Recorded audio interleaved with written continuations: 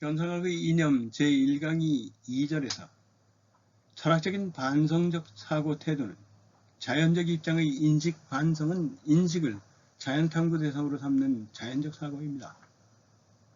철학적 태도는 매우 회의적입니다. 그것은 우리 생각 밖에 객관적인 세계가 있다고 가정하지 않습니다. 우리가 철학적 태도를 취할 때 우리는 우리가 인식하는 모든 것에 의문을 제기합니다.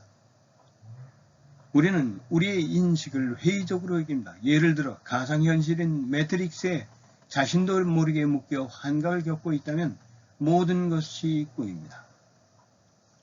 이것은 꽤 암울한 상황입니다. 과학자들은 우리 마음속에 나타나는 것과 외부 세계 사이의 일치가 거의 또는 전혀 없을 가능성을 무시할 수도 있습니다. 그러나 철학자는 그럴 수 없습니다. 철학자는 나아가기 위해 자연스러운 태도를 통해 인식된 세계보다 더 견고한 기반이 필요합니다.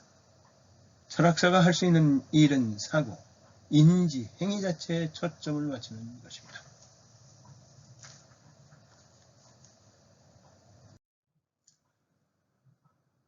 내가 철학적 태도를 취할 때 나는 인식 주체인 내가 나 자신의 정신적 과정일 뿐만 아니라 그들이 이해하는 것 또한 존재한다는 것을 내가 정말로 알 수 있는지 어떻게 할 수 있을까라고 궁금해합니다. 그러나 철학적 태도가 우리를 모든 지식에 대해 음울하게 회의적으로 만들 필요는 없습니다. 물론 철학적 태도는 자연과학의 인식을 비판합니다. 하지만 우리에게는 여전히 사고 자체에 집중할 가능성이 있습니다. 우리는 생각 자체에 대한 지식을 쌓을 수 있습니다. 우리는 생각하는 행위는 어떤 것인가라고 물을 수 있습니다. 예를 들어 우리는 인지의 본질을 밝히는 과제, 이것이 인지의 현상학이 될 것이다 라고 스스로 정할 수 있습니다. 우리는 이 새로운 지식 분야를 현상학이라고 부를 수 있습니다. 현상학, 이것은 과학이자 마음의 방법과 태도이고 특히 마음의 철학적 태도를 나타냅니다. 현상학은 철학적 태도를 바탕으로 한 새로운 형태의 과학이고 현상학 자체의 과학이 될 것입니다. 그러나 다른 과학, 생물학 등의 발견에 기초하지는 않습니다. 이것은 자연스러운 태도에 기초합니다. 현상학의 이념 제1강의 3절은 자연적 태도, 입장에서의 인식을 반성할 때 일어나는 불합리적 모순은 인식과 대상이 합치한다는 것을 판정할 기준이 없음을 설명합니다. 4절에서는 참된 인식 비판이 갖는 이중적 과제는 형이상학 인식론이 자연적 인식의 비판 가능성을 설명합니다. 5절에서는 인식의 현상으로서 참된 인식의 비판은 인식 본질의 대상성인 본질 해명인 현상학의 진정한 학문적 근거를 제공합니다. 6절에서는 철학의 새로운 차원인 과학에 대립하는 철학 고유의 방법은 철학은 새로운 방법으로 자연적 학문의 정초를 놓는 인식 비판이어야 함을 설명합니다. 이처럼 수학에 기초하지 않는 내면의 긍정하는 소리와 부합하는 인식론을 아프리오한 정초를 새로운 현상학적 방법으로 도출해야 할 필요성이 있음을 설명하고 있습니다. 현상학의 이념 5강의 중 제2강의를 살펴보겠습니다. 1절에서는 인식 비판의 출발점으로 모든 알물, 의심할 것은 어떤 불명료함과 의문도 없는 최초의 정립한 인식에서 출발함을 설명합니다. 2절에서는 데카르트의 회의적 회의, 의심의 성찰과 관련하여 절대적으로 확실한 토대의 확보는 내적 지각이 주어짐을 설명합니다. 3절에서 절대적 소여성의 영역은 순수 직관과 순수한 파악의 대상인 체험, 객관적으로 주어진 절대적 소여성으로서의 대상에서 출발함을 설명합니다. 4절에서 반복과 보충, 인식 비판의 가능성을 부정하는 논변에 대한 반박은 인식의 내재성에서 출발, 내재성 1번이 모든 인식론적 인식의 필연적 특성을 설명합니다. 5절에서 자연적 인식의 수수께끼, 초월성은 인식에 내재적으로 있지 않은 사태를 설명합니다. 6절, 내재와 초월이라는 두 개념의 구분은 초월성 첫 번째는 인식 대상이 인식작용 체험 속에서 내실적으로 포함되어 있지 않은 것이고, 두 번째 초월성은 스스로 직관하지 못하는 인식입니다. 실절 인식 비판의 최초의 문제, 초월적 인식의 가능성은 관계가 주어져 있을 때만 인식이 가능한 알려졌을 뿐 직관할 수 없는 귀머거리 비유로 실제로부터 연역은 불가능함을 설명합니다. 8절 인식론적 환원의 원리는 인식론적 제로의 부호, 과할호, 환원, 초월적 판단 등 근거 없는 기초이동, 메타바시스의 오류인 우리가 이미 알고 있는 것이 아닌 것으로 출발하여 판단하는 모든 학문은 일단 오류이므로 보류하고 아는 것에서 시작한다는 바로 잠재적 중지를 설명합니다. 다시 설명하면 현상학은 객관적 현실이 존재하는지 여부에 대한 문제를 제쳐두고 진행됩니다. 이 과정을 잠재적 중지, 즉 에포크라고 합니다. 인지에 대한 이해는 에포크 기법에서 시작됩니다. 이것은 객관적인 세계가 우리의 인식 밖에 존재하는지 여부에 대한 질문을 분류하고 정신적 행위 자체에 초점을 맞춘 것입니다. 현상학은 사고 자체가 무엇으로 구성되어 있는지 이해하려고 노력합니다. 내가 실제로 객관적인 문제를 인식하고 있는지 의심스러울 수도 있습니다. 아니면 심지어 존재하기도 합니다. 하지만 나는 내 자신의 인식을 검사할 수 있습니다. 정신적인 행위는 주어지는 것입니다. 지속되는 동안 나는 검사할 수 있고 사물을 순수하게 볼 수도 있습니다. 나는 그것의 본질적인 특성을 발견할 수 있을 것입니다. 이것이 현상학 과학의 목표입니다. 지각의 본질을 명확히 하는 것입니다. 계속해서 현상학의 이념 세 번째 강의를 살펴보겠습니다. 1절에서 인식론적 환원의 수행, 초월적인 모든 것을 배제하기는 자아와 연결된 나의 인식작용은 심리적인 현상이므로 환원되어야 함을 설명합니다. 2절 탐구의 주제, 순수 현상은 나의 지각으로 파악된 지각을 회의 속에 정립하여 환원하여 순수 현상을 분리, 순수 현상은 각 모든 심리적인 체험에 상응합니다. 초월성의 관계에도 현상의 내적 성격이 드러난다는 타당성 근거를 설명합니다. 3절에서 절대적 현상의 객관적 타당성에 대한 물음은 직관은 주관적 진리만 가지고 인식론 자체의 학문적 확립, 초월적 확립은 가능한가? 명석, 판명한 지각이 스스로 주어져 있는 것 파악하는 절대적 자명성을 설명합니다. 4절은 개별적인 소요성으로 제한하는 것의 불가능성, 즉 본질 인식으로서의 현상학적 인식은 인식작용의 절대적 자명성이 환원된 단순한 소요성을 넘어 보편성의 직관적 정립을 이룸과 수로적 사태가 이미 보편적 정립으로 나아감을 설명합니다.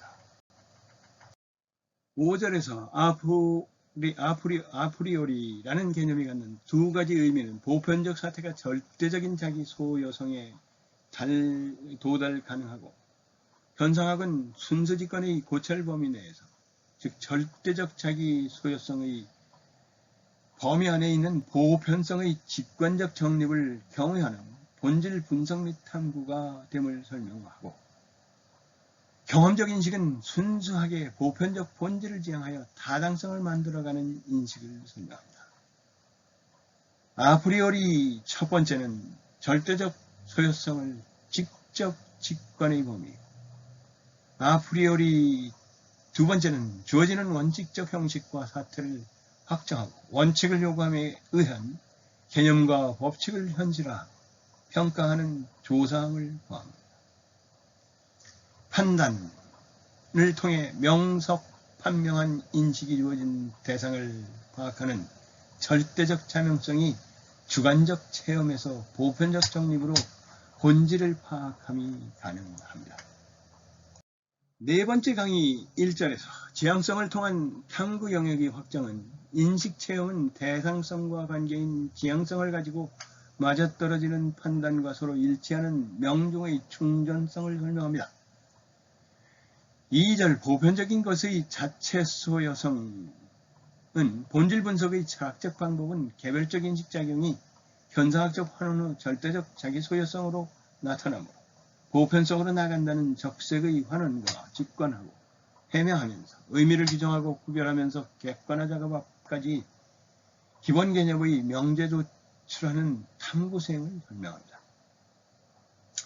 3절 명증의 감정이 이론에 대한 비판은 자체 소유성으로서의 명증은 자기 충전성인 명증성과 경험론이 감정이 아닌 보편적 명증성을 사용함을 설명합니다. 4절 내실적 내재의 영역으로 제한하지 않음. 이는 모든 자체 소유성이라는 주제는 환원은 인식의 내실적 내재성이 아닌 순수한 자기 소유성의 영역에 제한함을 의미하고 회의론의 자기 소유성 부정으로는 있는 것도 부정하며 오성을 적게 사용하고 가능한 순수 직관을 사용하여 지향성으로 대상을 향할 때 자기 소유성의 영역에서 순수 직관으로 연구 영역을 구성해 감을 설명합니다. 현상학의 이념의 마지막 5번째 강의 1절 시간의식의 구성은 1차 기억 과거 지향성과 직관한 지금은 넘어 지향을 가진 과거의 연장을 명증적 소유성으로 확보 그리고 현재 과거 지속 변화의 구별이 생기는 또 시간적 존재를 현상으로 가져와 구성하고 대상적인 것을 현상 속에 파악 자신을 나타내며 존재하는 것으로 명증적으로 주어짐을 설명합니다. 2절에서는 본질의 명증적 소유성으로서의 본질 파악, 개별적 본질의 구성과 보편성 의식의 구성은 본질 소유성이 대상에서 보편성을 구성함과 자각, 상상, 회상으로 보편성을 끄집어냅니다. 개개의 개별적 지각에 규착하지 않음과 상상도 실존은 아니나 본질의 내용은 가진다고 보고 그때그때 소유성이 나타나는 현상은 상이한 대상성들로 구성될 수 있다고 설명합니다. 3절 범주적 소유성은 범주적 작용으로 이다, 아니다, 같음과 다름 같은 명증적 언어로 언표로서 표현합니다.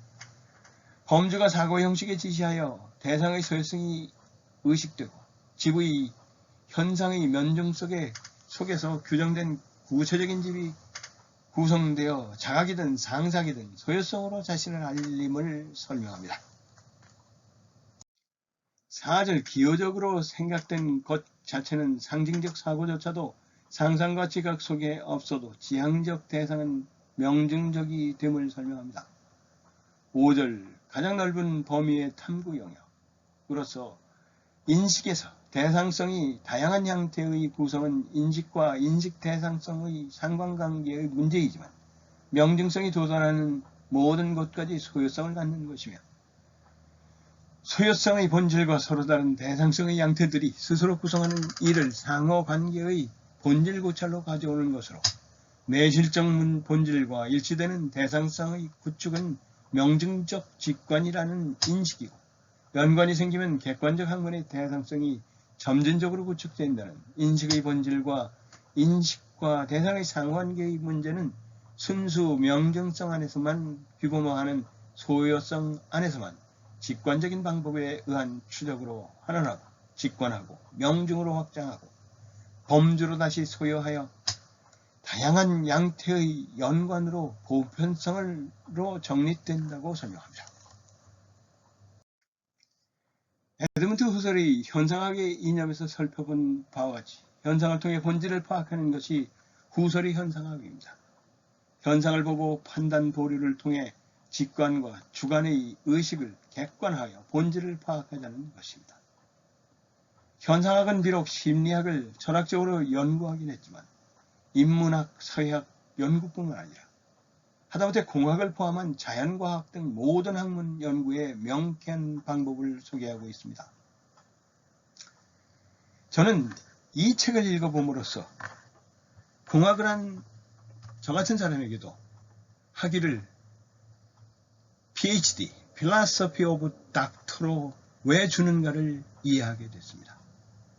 이처럼 현상학적인 모습을 통해서 본질을 파악하고자 하는 이런 철학적 시도가 모든 학문에게 Philosophy of Doctor, 철학 박사 학위를 수여하게 된 그 배경이라 할 수 있습니다. 혹시라도 깊이 있는 학문 탐구를 염두에 둔 부학이라면 꼭 읽어보아야 하는 책이기도 합니다. 지금까지 20세기에 발간된 우수하고 의미 있는 책 100선 중 그 41번째 책, 인문학 부분 21번째 책, 에드먼트 후설이 1964년에 출간한 현상학의 이념을 마칩니다. 감사합니다.